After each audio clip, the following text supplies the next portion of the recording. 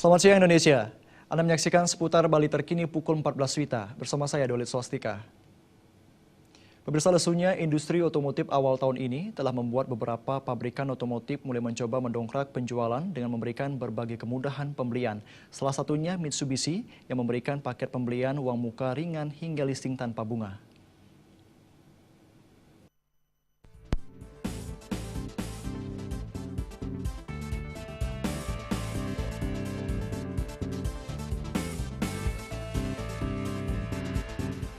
Penjualan mobil di awal tahun ini memang sedang lesu.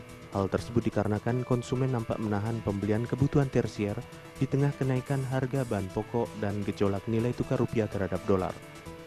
Kondisi ini tentu saja berdampak pada penjualan otomotif, tak terkecuali Mitsubishi.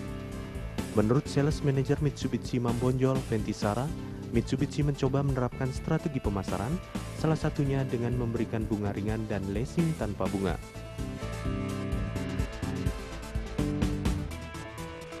Kami tetap optimis bahwa pasar otomotif itu masih sangat menjanjikan. Jadi kami bergerak terus untuk mengatasi kondisi seperti ini yang masih lesu.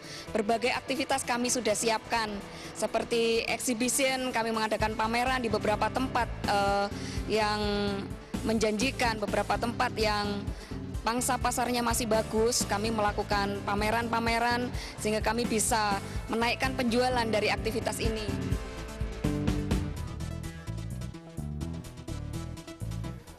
Dengan memberikan keringanan dalam pembelian dan angsuran, ia optimis target penjualan produk Mitsubishi akan tercapai.